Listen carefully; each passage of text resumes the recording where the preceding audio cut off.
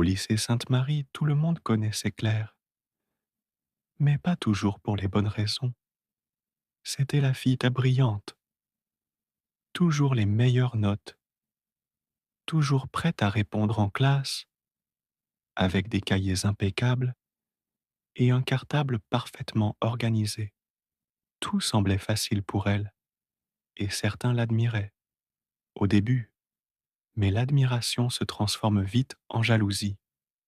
Certains élèves murmuraient derrière son dos, d'autres l'évitaient simplement, et plus elle réussissait, plus l'ombre de l'envie grandissait autour d'elle. À la cantine, on la regardait avec suspicion. Madame, je sais tout, arrive, chuchota une élève. T'as triché, avoue, lança un autre.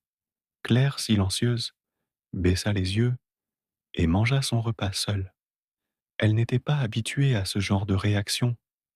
Pourquoi ces succès dérangeaient d'ils autant? Elle essayait de sourire, de rester polie, mais la solitude commençait à peser.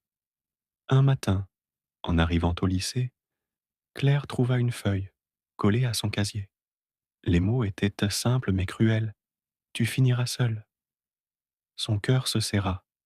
Elle pensa, à quoi ça sert d'être brillante si c'est pour finir seule? Elle se demanda si continuer à briller en valait vraiment la peine. Peut-être que laisser tomber serait plus simple, mais elle savait, au fond d'elle, que ce n'était pas elle. Un soir, après les cours, Julien, un camarade discret mais attentif, s'approcha. Je sais ce qu'ils disent sur toi, mais moi, je t'ai observé. Tu travailles dur et tu mérites tes réussites. Tu ne dois pas abandonner Claire. Claire sentit une étincelle d'espoir. Peut-être que je ne suis pas seule après tout, pensa-t-elle. Les mots de Julien furent comme une bouée dans un océan de jalousie.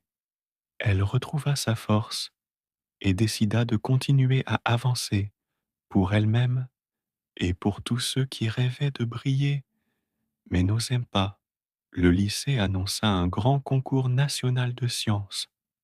Le gagnant représenterait l'établissement à l'étranger et recevrait une bourse. Tout le monde savait que Claire allait participer et probablement gagner. Pendant les semaines qui précédèrent le concours, certaines camarades sabotèrent ses préparations. Brouillons perdus, documents cachés, rumeurs sur la triche, mais Claire resta concentrée. Elle savait que seule sa passion et son travail pouvaient la faire réussir. Le jour du concours arriva. Devant le jury, Claire présenta sa maquette, un système innovant pour recycler l'eau de pluie en eau potable.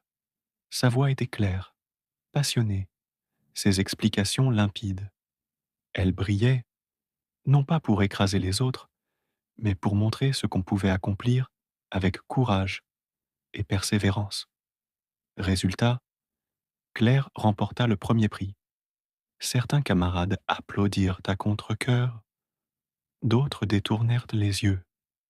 Mais une partie de la classe, touchée par son courage, commença à la voir autrement. Même ceux qui l'avaient jalousée comprirent qu'elle n'avait jamais cherché à les écraser. Elle avait simplement suivi sa lumière intérieure. Julien s'approcha et lui dit: Ta lumière ne doit jamais s'éteindre à cause de leur ombre. Et Claire sourit, consciente qu'elle avait gagné bien plus qu'un concours.